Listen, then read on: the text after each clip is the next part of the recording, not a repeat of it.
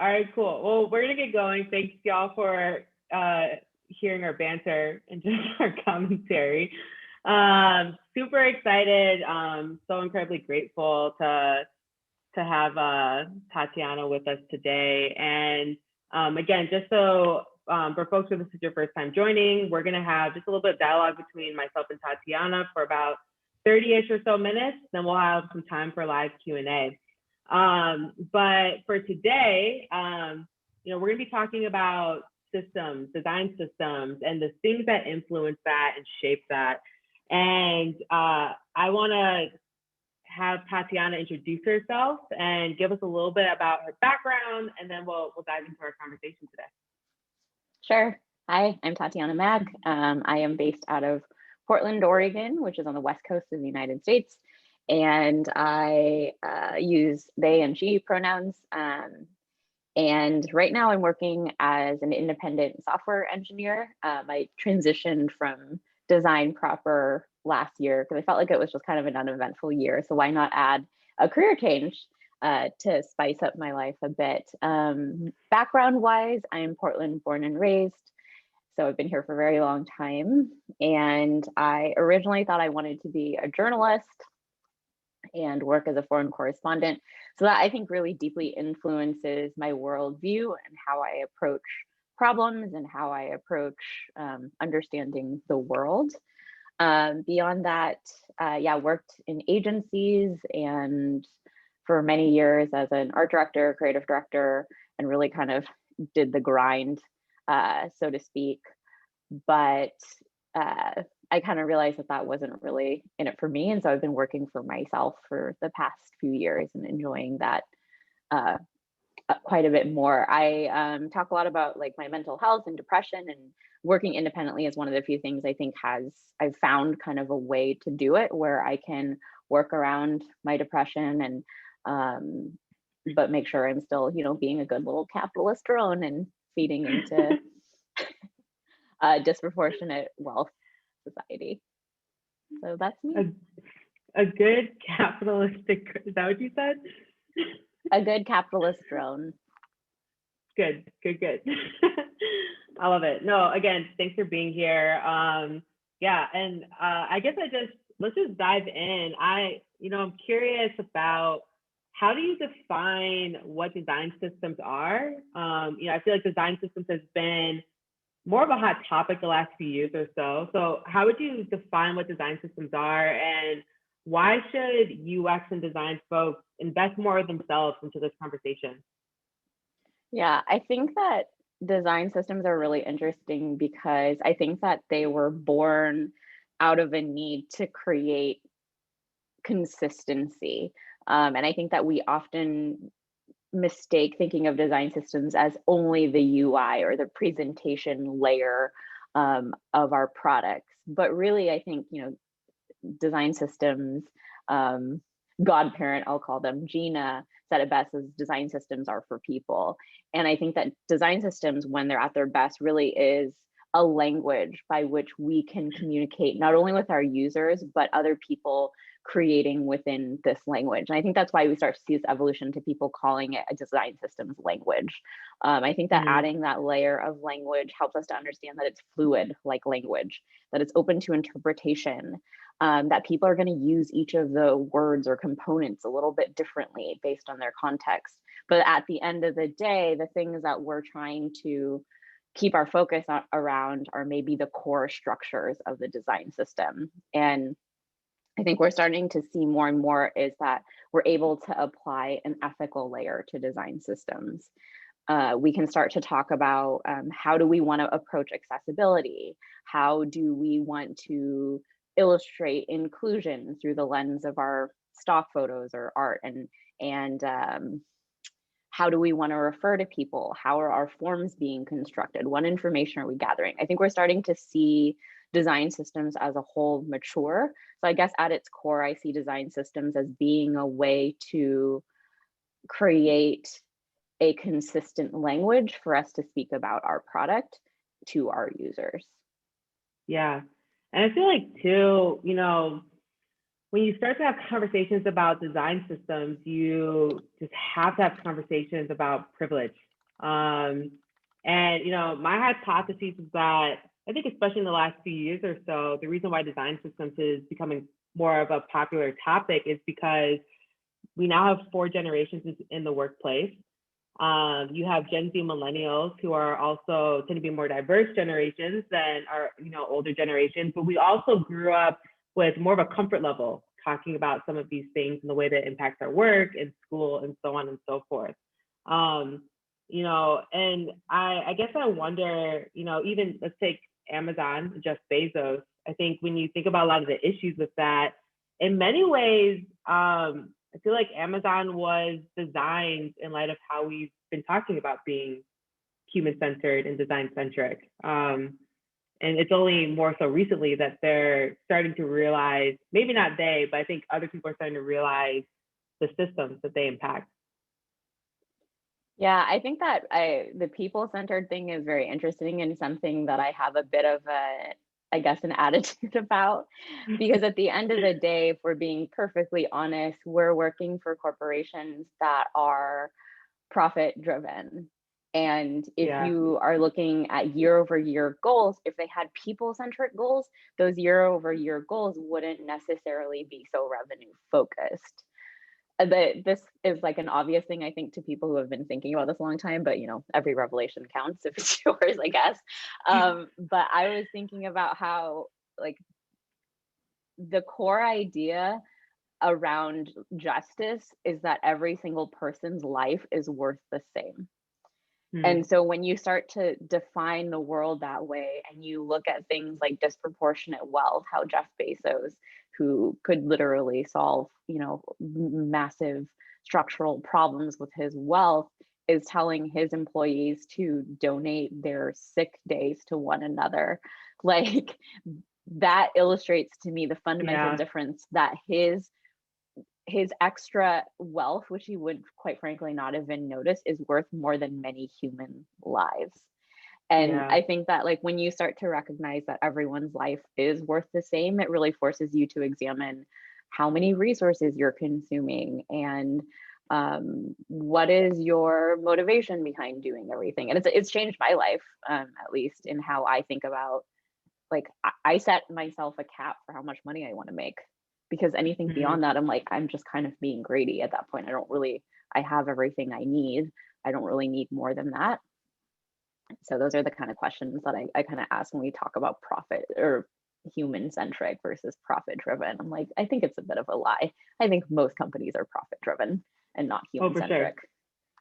Yeah, and I think too, I think that is something that, at least within the community, we've talked about the struggle between, wanting to advocate and for human centricity and profit-driven, capitalistic-driven organizations and structures. Um, and I think, what I love what you bring out about even like kind of like a salary cap, income cap is, I think when you're really serious about the work around design, around UX, you have to be serious around work related to justice, around your relationship to your communities and the societies that you're in.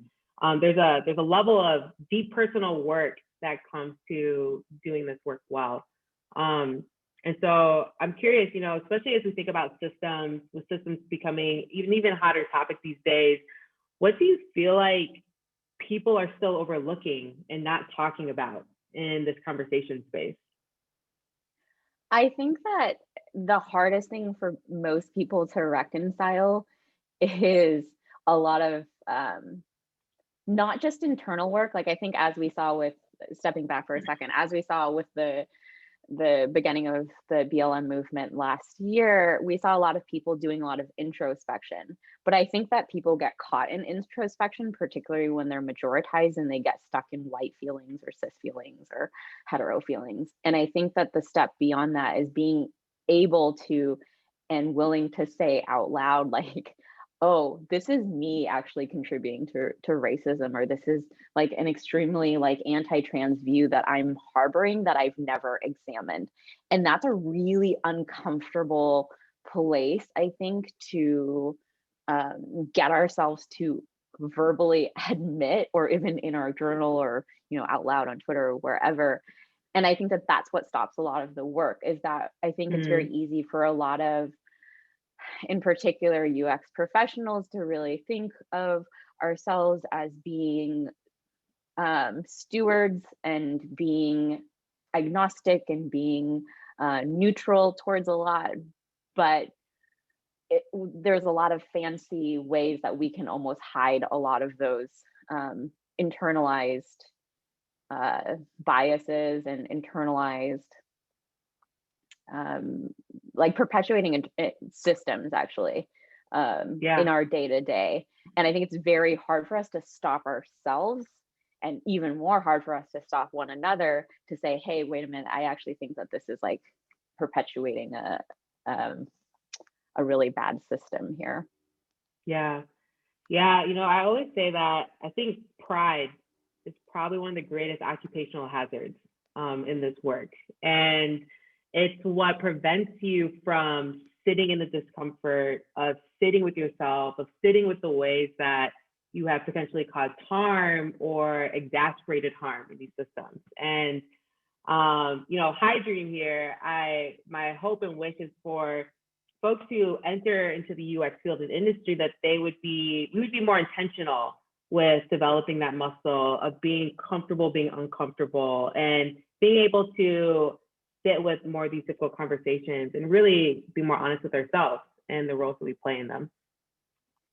Yeah, I think that we lack, I watch a lot of reality TV. Like, it's just a dirty thing about myself that I'm willing to admit. But what I find fascinating about it is it's a really interesting way that we examine other people and make assumptions based on like a very finite subset, and they're on camera and there's a lot of factors.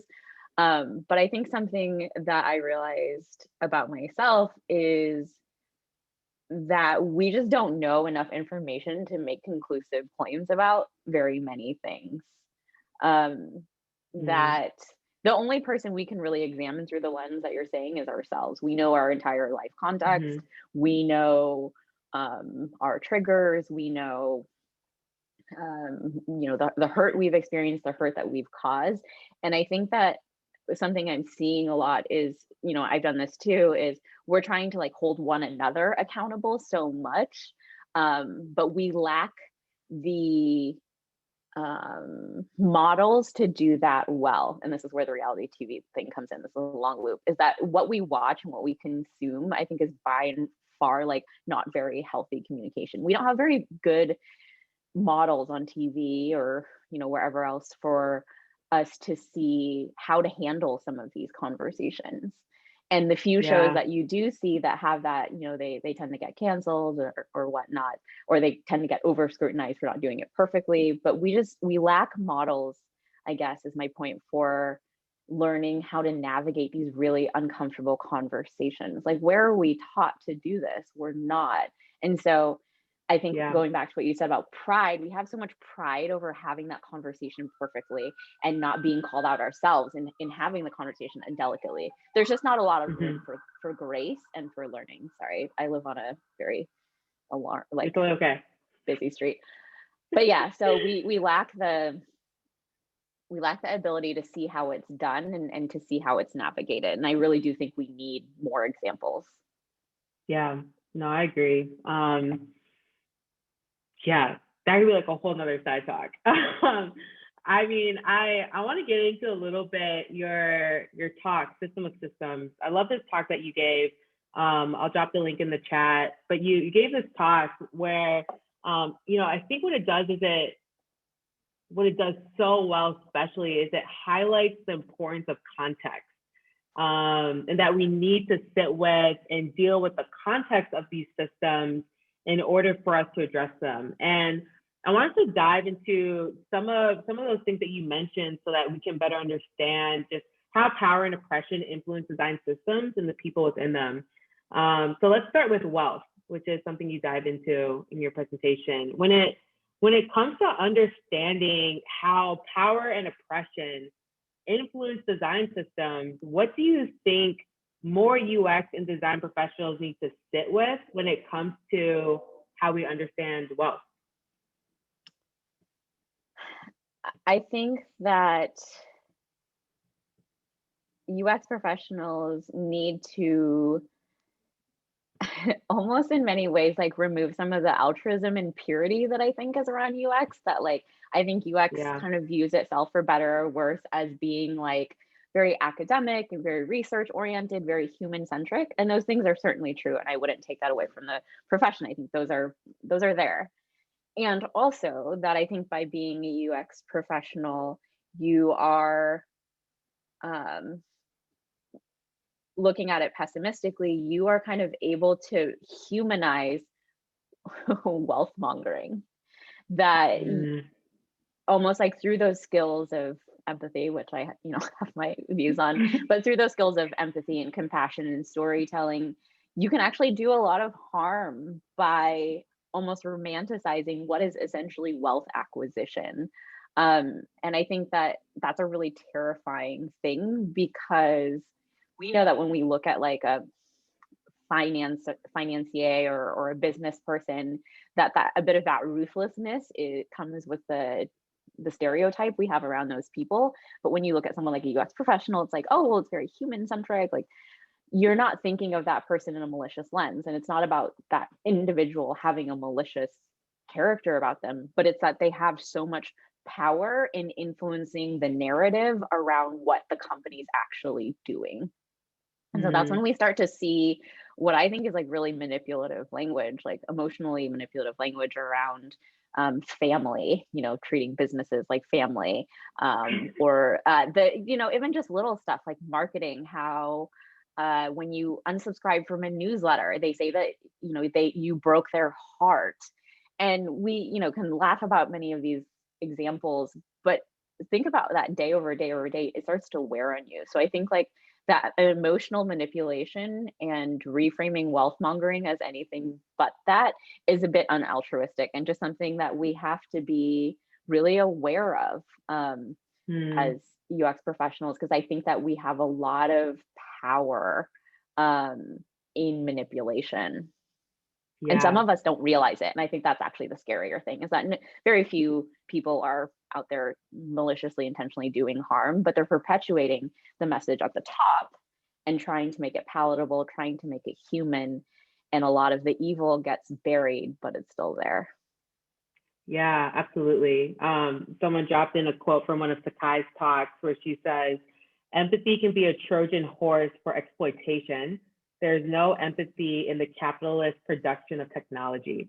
Um, and I love the language of manipulation, because I think it's something that we don't necessarily sit with, and we aren't always aware of how we can be manipulative, just because we've been taught that, oh, this is what UX is, or this is what it means to be human centered, without actually doing the work.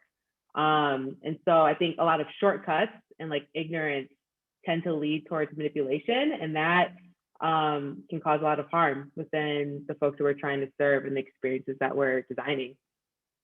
I think that strikes on a really good point for me, which is that I think that we hinge, we're egocentric beings, but we hinge so much on intent. And you and I have had extensive we're manipulating or recreating our phone conversations, we had extensive conversations about intent and impact. And we all know that, intent doesn't erase impact, and intent over impact, and all of those sayings. But I think that what's core to this is manipulation, I don't think requires intentful or even knowing like malice, that you Yeah. can perpetuate manipulation without ever knowing it. And I think that's something that I wish that we would do a better job about, is to not villainize words so much, that we start to villainize words like selfishness or manipulation or all these things. But I think that we just have to cultivate awareness around them. The more we, I think, villainize words, the more we kind of create like a very knee jerk reaction, like, oh no, I'm not manipulative, no, no, no, no. And you're trying to like almost make yourself innocent in some non-existent court of law, when it should be like, oh, you're right, that was kind of manipulative what I said.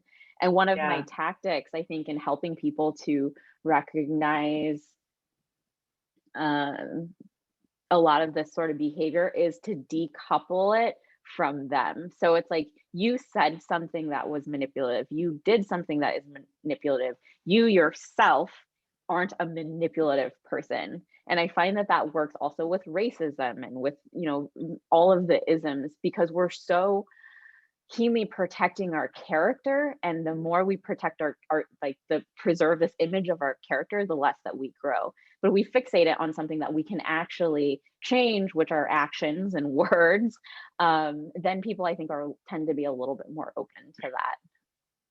Yeah, no, I just really appreciate laying down this groundwork before diving into actually addressing design systems, because I think what you're getting at too is that difference between guilt and shame. Guilt is focused on the behavior, shame is focused on the self. And I think that when we tend to, take words like selfishness or manipulative and have it as this kind of like other separated from us approach to it, that when we're actually engaging in those behaviors, there's no accountability. And with no accountability, there can be no growth or course correction. And so I just really appreciate that. And yeah, I think we do need to, again, this is where humility comes in as well. But I think we need to learn and build that muscle of being honest and humble when it comes to our wrongs and our wrongdoings. Like, yes, like when you make a mistake, that doesn't necessarily mean that you at the core of your being are a terrible and horrific person, but it could mean that you did a terrible and horrific thing. And can you give yourself permission to like live in that tension? I love that. Something that you get into in, your talk is, you bring up how we're often taught in history that isn't the reality of what happened. And I think that's really important for us to start talking about when we're getting into design systems. It makes me think of, there's this Nigerian proverb that says, until the lions have their own historians, the history of the hunt will always glorify the hunter. So again, until the lions have their own historians, the history of the hunt will always glorify the hunter. And I think UX professionals, both in pride and also in our ignorance, we overlook our responsibility to understand the history and context of what we are designing in and who we are designing for. You gave the example of the stock exchange and how that impacts the way that we view wealth and people and so on and so forth. Yeah, I think that I love that proverb. I hadn't heard that before. And I think that that's a really great, like, that's where my journalism comes in, right? Is that I was taught and trained that there is no real truth, right? Not to get into like a philosophy 101 class, but truth is like completely a construct of all of the stories that you gather. And then of course, your own interpretation of all of those stories. And that's like a big shift that I talk about in one of my talks, the journalistic shift between objective journalism and gonzo journalism, which was popularized by Hunter S. Thompson, is that we as storytellers are imbuing our own narrative into the story. So if we use that lion analogy, well, we probably look a little bit more like a hunter than we do a lion. So we, of course, by nature of that, are going to tell a more favorable story for the hunter. And that's just human nature and not something that we can stop. No matter how many millions of dollars you invest in bias training, sorry, you're always going to side with the hunter in that case. So I think that when we're looking at truth as an empirical, I think we have to be very careful, and we have to see it more as a way that truth is cumulative, I think, is the thing that I try to talk about. And in one of I feel like I'm so annoying. I'm like, in my other talk, it's just because I get these ideas and then I write talks about them. And so then when I talk about them, I talk about the talks. But in my talk, okay. In a talk I write, our banal binary, I just talk about like how all of computing is based on this binary, right? And that's influenced our thinking. And I think we think of truth in the same way. We think of truth as a Boolean of true and false. So if someone says something and you have something that contradicts it, then that means it is no longer truth. Well, I think we all can recognize, we've all gotten into arguments or whatnot, that truth is like very nuanced, and I think it's very cumulative. I think we do a very poor job of recognizing that we um, that many things can be true that seem contradictory at once. Yeah. Yeah, absolutely. And, I think it also makes me think about, especially if you're thinking about history and context, what would it look like for UX professionals to be more intentional with this? Well, if you're working at a bank, how much work have you done in understanding the history of banks in America or banks in whatever country you're in, and what influenced that in those structures? You gave the example of the stock exchange in America, and how the entire stock exchange, you said like 1711 was created for the trading of enslaved people. And they wanted to trade them quickly so that they wouldn't be able to group and unionize. That's like really important context to understand as you're working in fintech. And it's incredible to me, like, this isn't to rag on anyone, because I don't, we can't blame people for lack of knowledge, but it makes me curious about how more people aren't more curious about the origins of our work and the context, like really being curious about, like, why do we work 48 hours a week? Or, where did some of these laws come from? And status quo is really powerful.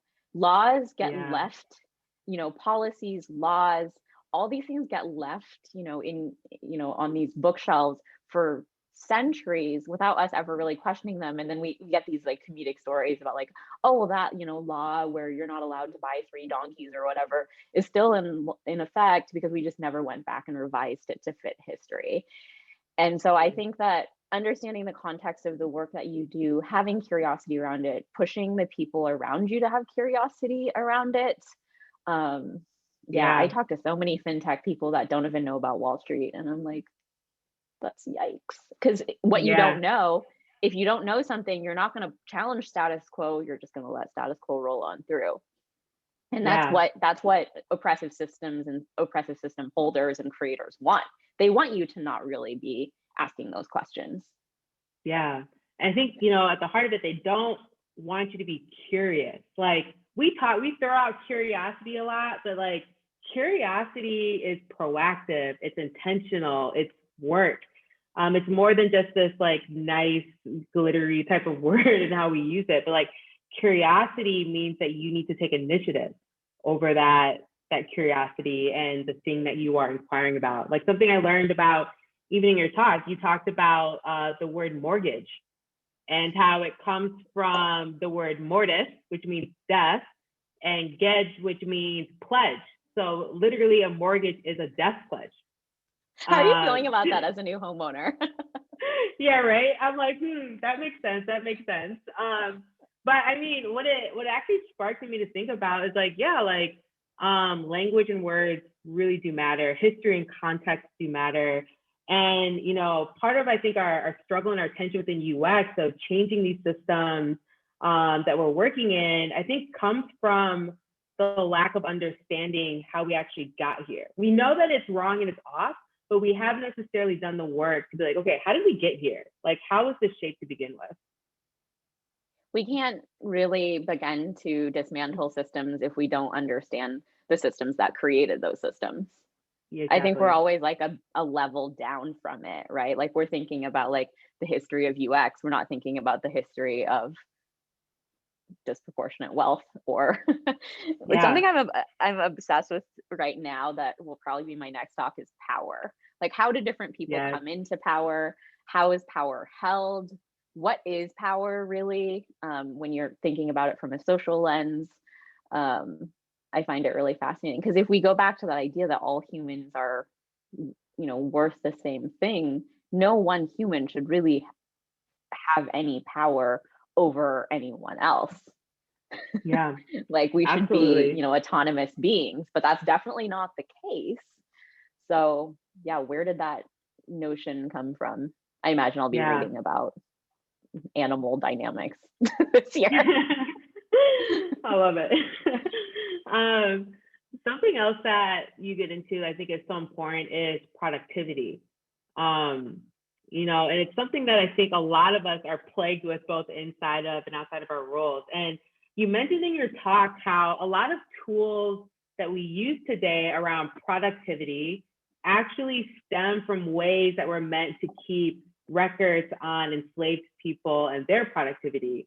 Can you share maybe a little bit more insights around that and how you see that impacting our approach to design and the systems that we're in? Yeah, I think that what really blew my mind in researching this talk is how it was there all the time. That, this idea of labor, specifically in America, was really founded around stolen land and kidnapped people and unreimbursed labor. And when you think about that as, context, that puts into light a lot of why it's so hard for us right now, even in our cushy tech and design jobs, to create labor unions, and to really start to fight that, because it's so intrinsic to the way all of labor has been created. It's embedded in everything, like I think about reorgs. I've worked with a lot of large companies that did reorgs all the time, and their message to the people was, oh, we want to keep your skills fresh, we want to make sure we're always innovating. And these are some of the words that are very nice, happy words: innovating, keeping things fresh, working with a new group. But also what's happening is that by reorganizing you all the time, that doesn't give you long enough to get to know people in order to start to build that trust and in order to start to actually unionize. Reorgs are an anti-union practice. Like, sorry, I'm just going to say it. I think that reorgs are there to prevent us from organizing. So when you start to see some of these lenses through a malicious practice, you start to realize that all of the way that everything is created is to protect wealth, to protect the employer, at the cost of the employee. And that's really messed up, because you think it trails. And I am very careful to not connote working a cushy tech job, no matter how difficult it is, to slavery. But there's a huge chasm there. But just recognizing that is the origins of the system that we work in, I think is something that we have to be very mindful of. And that the people that, the disproportionate privilege that we have in that, if you are, the further you are away from Blackness, the more privilege you're going to have from that, and the more shielded you're going to be from that. Yeah, exactly. And and I get how talks like this, at some point people are probably thinking well, damn, do I need to get out of corporate America or whatever it is? But I think what that feeling actually points to is our lack of intention around actually sitting with the realities that we're in and coming to terms with it. And something that you've expressed before is the reorg, et cetera, et cetera. These are tools of exploitation. These are tools of oppression. And the more comfortable, the more willing you are to sit with and recognize how this plays out in the systems and the companies that we're in, the more then intentional and thoughtful and proactive you can be in addressing it and pushing back at it. And so, I think something else that resonates that, is in line with that is this idea of scale, building things at scale. And I just love and appreciate how you challenge this idea of building at scale. And instead, you've been drawing attention on really an overlooked reality, which is that we've learned to build hate at scale. We've learned to build oppression at scale. Yeah, I don't know. Can you just kind of speak a little bit more into some of your thoughts around that as you've been developing talks and content? Yeah, I think that it goes back to that notion that a lot of our actions go unexamined. And I always, as someone with anxiety, I always shout out to my fellow anxious people. I don't want you to be the one shouldering every single microscopic decision, because that's exhausting. And that in and of itself is a way in which colonization and white supremacy like put the burden on the individual to like solve a lot of these systemic problems. But with that said, I also don't think that we can just be like, well, not my problem, didn't make the systems. And so I think it becomes, they're in a delicate balance of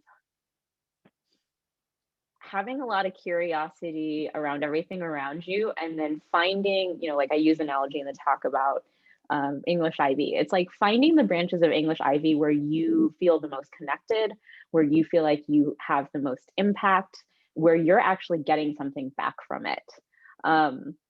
Because it is purely unsustainable to pick every single fight and to fight every single fight. It's just, you're going to get burnt out.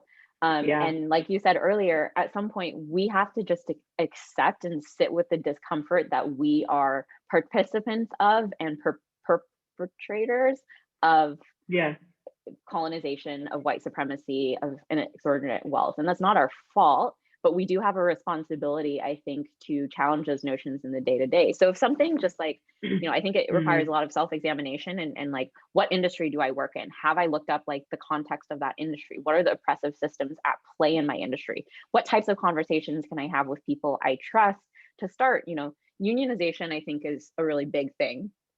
But I also think that unionization and just in general organizing work can go a really long way. Do you have a group that you trust at your workplace where you can really hash through some of these ideas and to be strategic about what fights you want to have collectively? Where are you actually going to have impact in this? I think that that's where we're at, and that's where we have to be, is curiosity and reflection and organizing with people, and never allowing ourselves to become numb to it. Because I think that's the other extreme, right? Is like being so numb to it and being like almost helpless.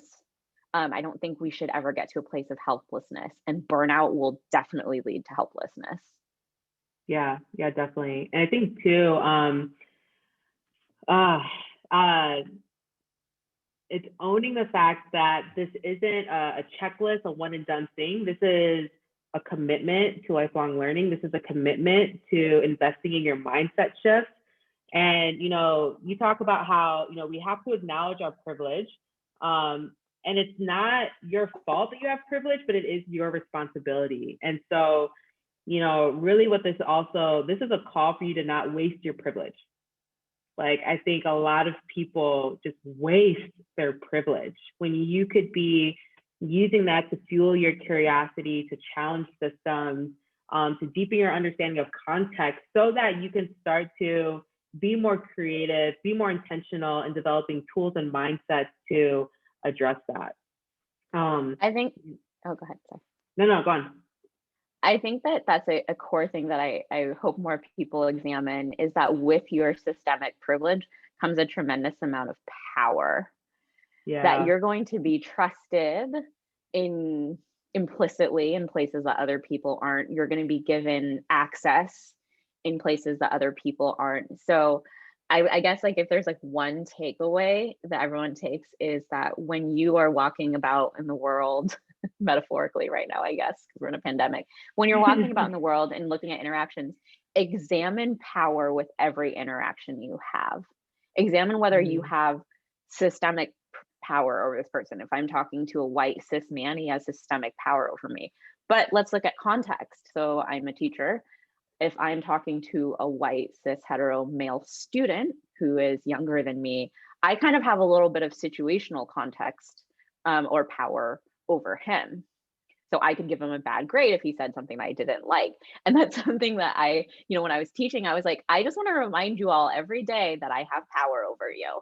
And I didn't do that in a threatening way, but just in kind of a humbling reminder that like we always need to be examining where our power is. It's very easy to see when someone has power over us. It's much harder to see when we have power over someone else. And so I think like stopping ourselves in those interactions and recognizing power dynamics, not only one-on-one, but in group settings and meeting settings. Can you make space for somebody else? Can you shut down a conversation that shouldn't be happening? Can you facilitate a better conversation? Like just examining those dynamics a bit more before entering them, I think would go a very long way for most people. Yeah, I love that. I do this activity every now and then, and I've encouraged other folks to do it, but commit a week to having a power journal. What do I mean by that? So at the end of the day, being able to journal and think about, okay, what were the meetings that I had today, and what was my understanding of power in those interactions? Did I view myself as having more power or the other person, and how did that influence the way that I perceived them, communicated with them, and the influence that I had in those situations? And being able to just being intentional of documenting your interactions with power, how you understand it, and how that potentially shapes the way that you treated someone, or even, you allowed others to treat yourself or to treat you. So a power journal, even just a couple days, it goes a long way. It's a really helpful activity. So I do want to pause because I do want to give time for live Q&A. And so I'm going to pass the mic over to Alba, and she'll be fielding the questions. I love that idea of a power journal. And if I may add one thing to that, I think it would also be really good to add the notion of like a confessional. See, I told you I watch too much reality TV, but being able to confess, like, today I did something that was that perpetuated racism or perpetuated, Yeah, I love that. xenophobia or anti-Blackness, like being able to really just admit that somewhere and then to let it go after you commit to, doing better next time. And what does doing better next time actually entail for you? Is it pausing? Is it reading something? I think that, like, it goes back to the idea you said earlier about shame. Like we sit in shame of who we are, rather than just letting that moment of guilt be informational, and just sitting with that discomfort for a bit and forcing us to reflect on what we're going to do about it. Yeah, I love that. And it also just speaks to, again, the incredible amount of personal growth that's required to do this work well, and the intentionality behind it. So I love that. All right, I'll pass it off to you, Alba. Great. So thanks so much, Tatiana, for all of these insights. The chat has been blowing up, so I know it's really resonating with people. One question that came up was about language, especially language at the level of code. And so the person asked, there's a tendency to not care about the language that we use in code since users don't see it. Yet the likelihood of that language seeping into the user interface seems pretty inevitable.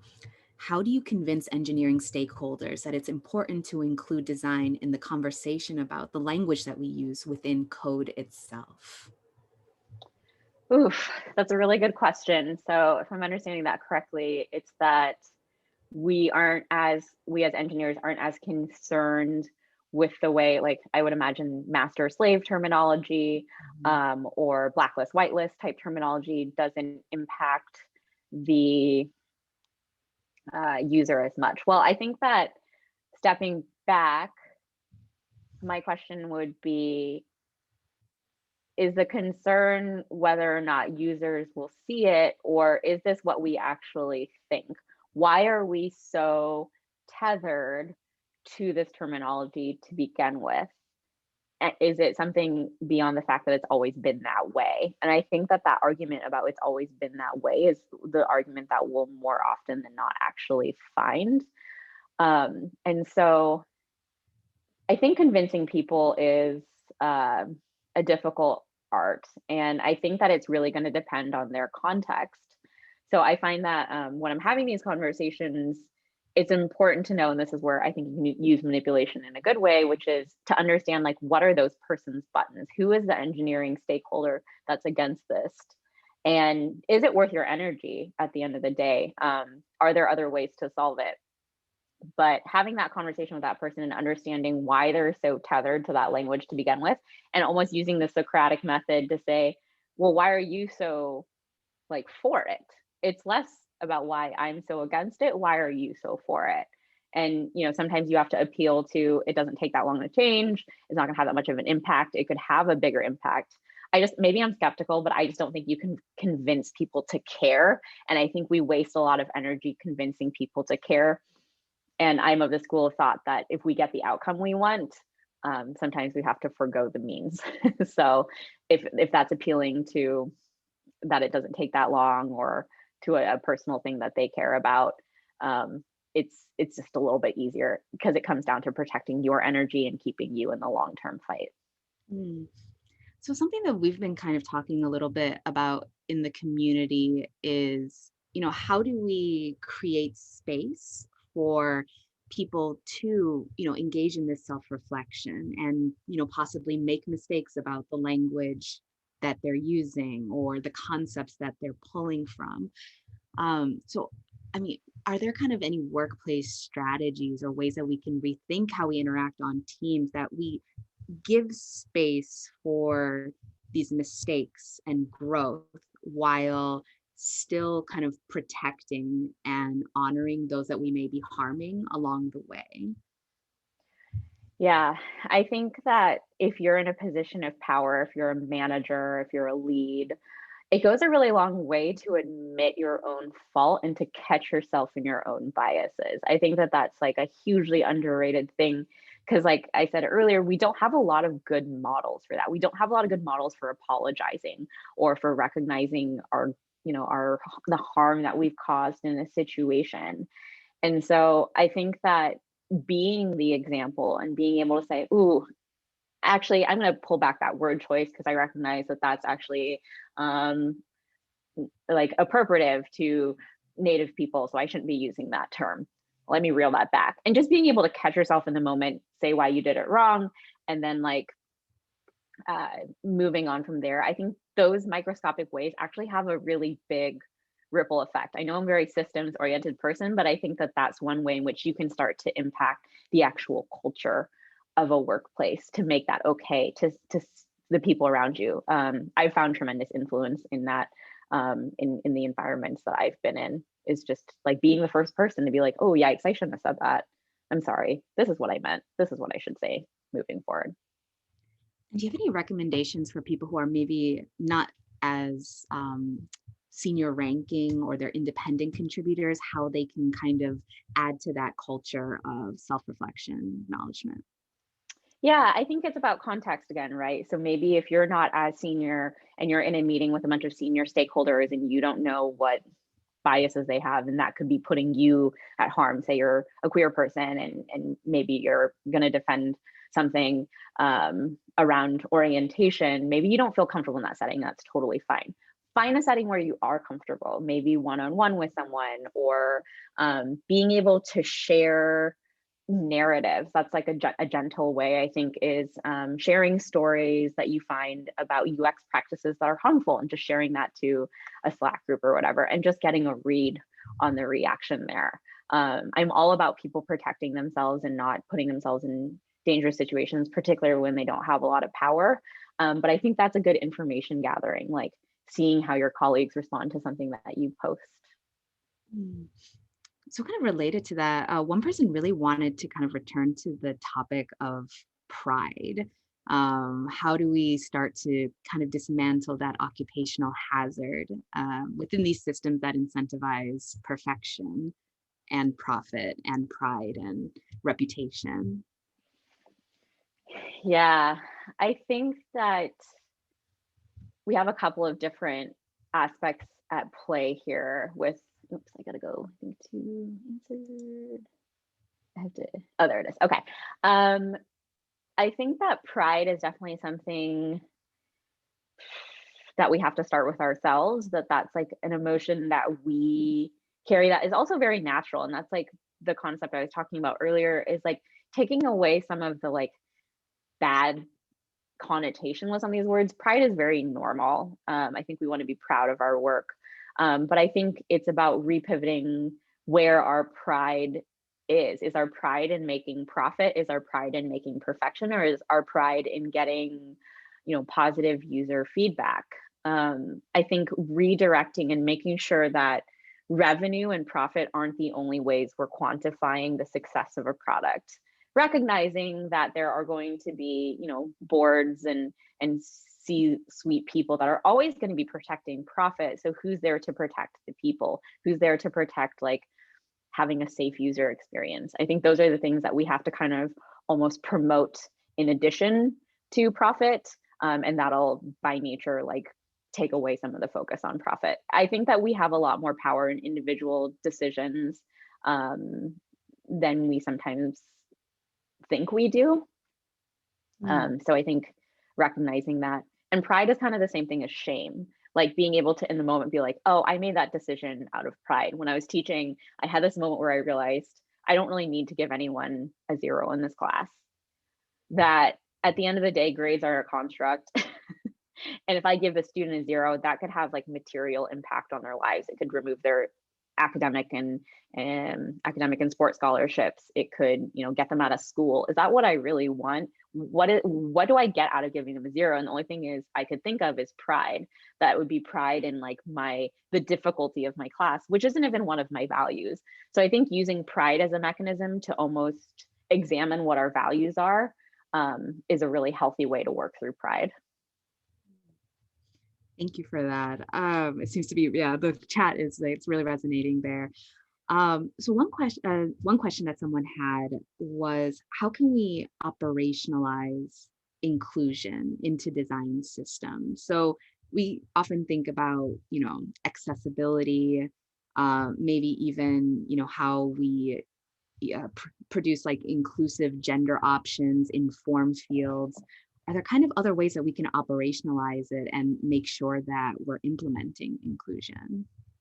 I think that the way to ensure we're operationalized and including inclusion is to make sure that we have inclusive user testing practices. That at the end of the day, I talk about this in my building socially inclusive design systems, but I think we have to close the loop between feedback and design. That through user testing or through what I call free user testing, which is getting feedback after the fact, being able to ensure that the sample size that we're getting in that product represents the people that would be excluded by those form fields and whatnot, and giving them a safe and clear avenue by which to share that information. I think, I've consulted a lot of like big companies, and one of the things that they often lack is a clear user feedback cycle. It's so simple in concept, but I know it's difficult in practice, but it's very hard to give user feedback. If you think about like, I've tried, with various technologies where I wanted to report a bug, and I'm an engineer, so I kind of understand how the bug reporting process works. But even then, it's like so hard to find. So if companies surfaced that a bit more, like, hey, we want to make sure our product works for everyone. If you encountered an issue, here's a really clear form that you can fill out to help us. I think a lot of people do that, but people just kind of give up. If you are non-binary as I am, and it's like the 75,000th time that you've filled out a form and you're not included or you're other, you just kind of like feel a bit worn out by it and it doesn't feel worthwhile. Thank you for that. So one last question before I kick it over to Vivianne, and that's about kind of the strategies that you use yourself to kind of protect yourself from or combat helplessness and maintaining courage in like the long game of trying to create more inclusive design systems. One thing that you mentioned is how you set a cap on the maximum amount of money that you want to make peace with working in this type of space that you do. What are other things that you feel comfortable sharing, or other things that other people can consider thinking through? I think that it's like never allowing myself not to consider the impact that I have with every decision that I make, and understanding both the gravity of that, but also not blaming myself that I'm forced to partake in this capitalist system. So if I'm about to go buy, I really like taking baths. So if I'm going to buy like a bath bomb, if I'm going to do that and I'm going to treat myself to that, then I should also maybe get myself to find a Black or Indigenous owned small company on Etsy that I can support, rather than just giving Sephora a few more dollars. And I think that, a lot of people are like, kind of question that approach, because they're like, there's just so many things that you buy that you can't do that with everything. And that's absolutely true. But I guess it's just like picking those things and asking myself, is this something that I can do right now? Do I have the energy to do this? Okay, if I don't have the energy to do this, how can I make it easier on myself next time? And just being really honest with myself about my own participation in capitalism. With boundary setting, I think for me is really big. And the big boundary setting I do is, what outcome do I want? If I'm starting to feel angry or helpless or reverting to like my child self, I ask myself, what outcome do I want? And I write it down. And then I find a strategy that's going to work to get there. And so that kind of ties back to that earlier thing about like, if you're a junior staff member and you're like trying to get them to change the gender options in a drop down, that's the outcome you want. And what like approaches are you willing to have to get that? What are some approaches that you think might work? I think just like creating more strategies in the places that we actually care about. One of the quotes I read that I found really helpful is that like, you don't have to be in every single lane, and you can't be, and nor should you be. And so just sticking in the lanes that you think you'll have the most impact in is a huge boundary that I set myself for. And it's not perfect. I also go to therapy. That helps a lot. I wish everyone had access to therapy, because I mean, I wouldn't be here without my therapist. Amen to that. All right, thank you so much, Tatiana. I'll kick it over to Vivianne. Yeah, thank you so much. And plus one in the therapy, that if I could tip my therapist, I totally would. But that's our time for today, folks. Thank you for taking the time to space the energy to be with us. We really appreciate it. You know, and you know, for those of you on the call, this is recorded. We'll keep it within the community. You know, we'll also share the other links to Tatiana's talks, and hope you can create more space to be more intentional and proactive in our curiosity and the responsibility we have to not waste our privilege in our roles and in our industries. So thank you, everyone. Enjoy the rest of your week, and we'll talk soon. Thank you, everyone.